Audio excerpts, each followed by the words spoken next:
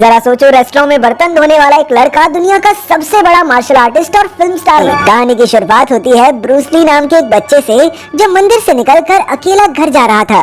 अगले दिन उसके पिता उसे यिप मैन नाम के एक मार्शल आर्ट्स टीचर के पास ले गए। फिर कई साल तक ब्रूस ने उनसे ही विंग चुन मार्शल आर्ट्स की ट्रेनिंग ली। इसके बाद साल 1961 में एक पार्टी के दौरान बॉन नाम का एक आदमी जबरदस्ती एक औरत के साथ नाचने लगा। ब्रूस भी इसी पार्टी में मौजूद था और जब उसने बॉन को रोका तो बॉन ने उस पर हमला कर दिया। अपने विंग चुन कुंफू स्टाइल की मदद से ब्रूस ने कुछ ही पलों में उसे हरा दिया। लेकिन जब बॉन ने उस पर चाकू से वार किया तो ब्रूस ने अपनी खास जंजीर से पीट कर उसका कीमा बना दिया।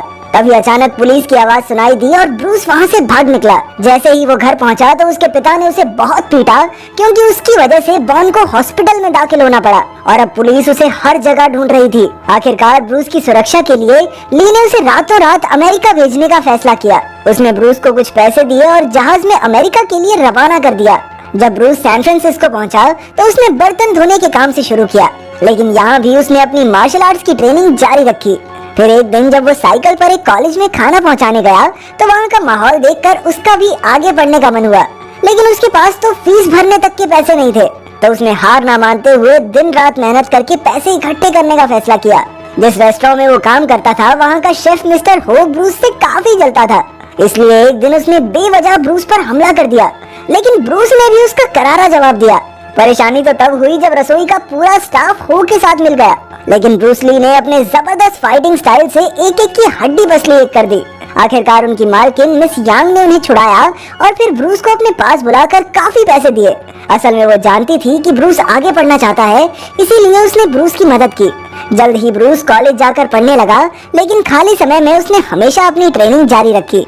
एक दिन जो नाम के लड़के और उसके साथियों ने ब्रूस को देखा तो जो उस पर अपनी ताकत की धौंस जमाने लगा। तब ब्रूस ने उसे एक मुकाबला करने को कहा और जो ने घमंड में आकर हाँ कह दी। फिर मुकाबला शुरू हुआ, लेकिन काफी कोशिश के बाद भी जो ब्रूस को छू तक नहीं पाया। जल्द ही जो के साथियों ने एक साथ उस पर हमला बोल दिया, लेकिन उन्हें हराना ब्रूस के बाएं हाथ का खेल था।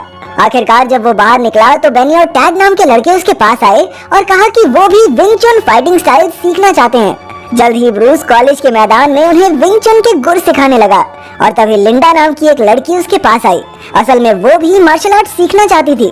कुछ ही दिनों में वो सब इकट्ठी ट्रेनिंग करने लगे और देखते ही देखते ब्रूस को लिंडा से प्यार हो गया। उसने लिंडा को अपनी गर्लफ्रेंड बनने को कहा और फिर रातों रात उन दोनों ने बाहर डिनर करने का प्लान बनाया। जल्द ही वो दोनों बातें करने लगे और ब्रूस ने उसे बताया कि वो अमेरिकन लोगों को चाइनीज सभ्यता के बारे में सिखाना चाहता है। फिर कुछ दिन बाद वो लिंडा को एक खास जगह पर लेकर आया। उसने इस जगह का नाम रखा था ब्रूस कुंफू इंस्टीट्यूट। उसका सपना था कि वो यहाँ अमेरिकन लोगों को कुंफू सिखाए। जल्द ही उसका ये सपना सच हुआ और धीरे धीरे काफी लोग उसके इंस्टीट्यूट में कुंफू सीखने आने लगे। उसकी काबिलियत के चर्चे अब दूर दूर तक होने लगे थे। फिर कुछ दिन बाद लिंडा ने ब्रूस को अपने घर बुलाया, लेकिन लिंडा की माँ को उनका ये रिश्ता बिल्कुल मंजूर नहीं था। वो नहीं चाहती थी कि उसकी बेटी एक चाइनीज लड़के से शादी करे। ये सब सुनकर ब्रूस दुखी होकर वहाँ से चला गया, लेकिन लिंडा उसके बिना नहीं रह सकती थी, इसलिए वो भी ब्रूस के पीछे भागी और उससे अपने प्यार का इजहार किया। आखिरकार 1964 में दोनों ने शादी कर ली और कुछ समय बाद ब्रूस ने मिस यांग के सारे पैसे लौटा दिए जो उसने ब्रूस की पढ़ाई के लिए दिए थे। इसके बाद ब्रूस और लिंडा कैलिफोर्निया में रहने लगे, जहां ब्रूस ने अपना कुंफू स्कूल खोला। कुछ ही समय में सैकड़ों लोग ब्रूस के स्कूल में कुंफू सीखने लगे।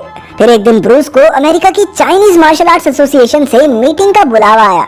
मीटिंग में एसोसिएशन के लोगों ने ब्रूस पर इल्जाम लगाया कि उसने चाइनीज परंपरा का अपमान किया है। वो ऐसे लोगों को चाइनीज सभ्यता और कुंफू सिखा रहा है जिनका चाइना से दूर दूर तक कोई लेना देना नहीं। फिर उन्होंने उसे चाइनीज मार्शल आर्ट्स के खिलाड़ी जॉनी से मुकाबला करने की चुनौती दी। अगर वो ये मुकाबला हार गया तो उसे अपना कुंफू स्कूल हमेशा के लिए बंद करना होगा।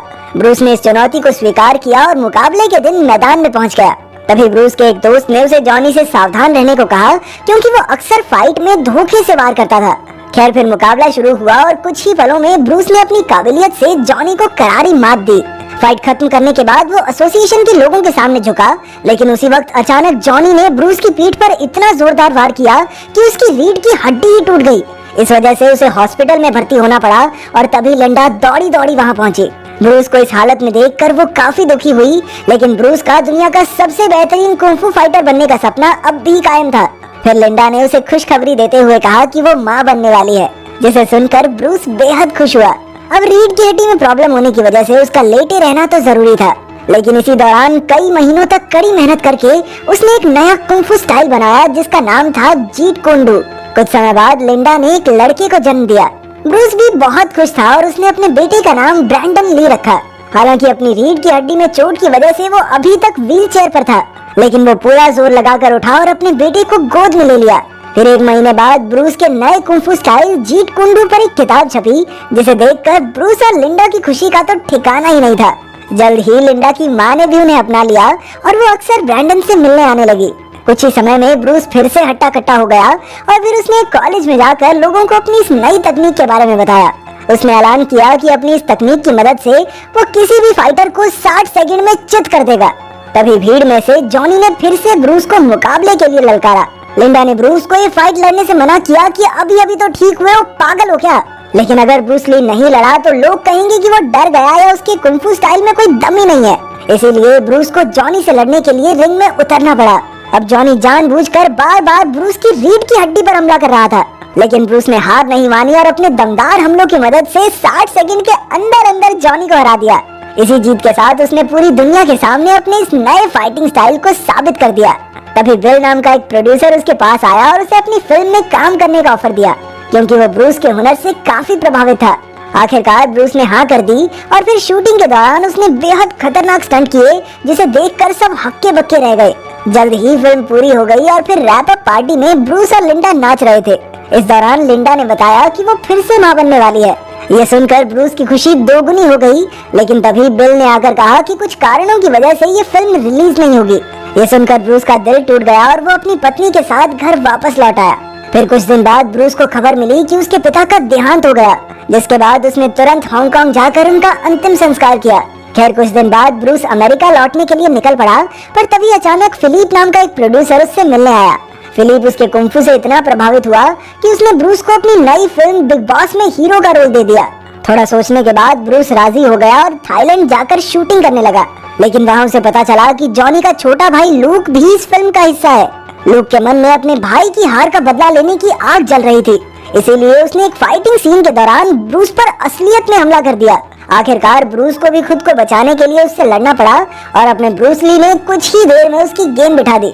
जल्द ही फिल्म खत्म हुई और उसने हांगकांग लौटकर देखा कि लिंडा उसके दोनों बच्चों के साथ वहीं आ गई थी।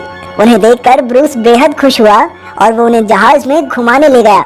फिर लगभग 1 साल बाद बिग बॉस थिएटर्स में लगी और तब ब्रूस और लिंडा भी चुपके से इस फिल्म को देखने गए। वो दोनों फिल्म खत्म होने से पहले ही निकलने वाले थे कि अचानक लोगों ने ब्रूस को पहचान लिया और उसे कंधों पर उठा लिया।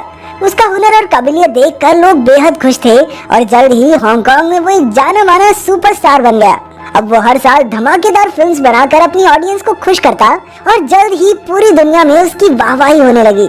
ऐसे ही एक दिन वो एक फिल्म लिख रहा था कि अमेरिका से बिल उससे मिलने आया। वो चाहता था कि ब्रूस ली उसकी अगली फिल्म ड्रैगन का हीरो बने। इधर हांगकांग में वो ज्यादातर समय फिल्मों की शूटिंग में ही मशगूल रहता था, इसीलिए वो अपने परिवार को भी समय नहीं दे पा रहा था। इसी वजह से लिंडा ने अपने बेटों के साथ अमेरिका लौटने का फैसला कर लिया। अब ब्रूस ने ये सब फिलिप को बताते हुए कहा कि उसे भी अमेरिका जाना होगा, क्योंकि उसके लिए अपने परिवार से बढ़कर और कुछ भी नहीं था। आखिरकार वो लिंडा के साथ अमेरिका लौट आया और बिल की फिल्म ड्रैगन का हीरो बना। फिर एक दिन जब वो शूटिंग पर जा रहा था तो उसने लिंडा को अलविदा कहते हुए कहा कि अब फिल्म शूटिंग का ये उसका आखिरी दिन होगा। जाने से पहले उसने लिंडा से कहा कि वो उससे बेहद प्यार करता है। इसके बाद जैसे ही ड्रैगन फिल्म खत्म हुई तो अचानक ब्रूस कोमा में चला गया और सिर्फ 32 साल की उम्र में ही उसकी मौत हो गई। ये खबर सुनकर पूरी दुनिया में उसके चाहने वालों को जबरदस्त झटका लगा और ब्रूस ली के अंतिम संस्कार पर लगभग 25,000 लोग आए।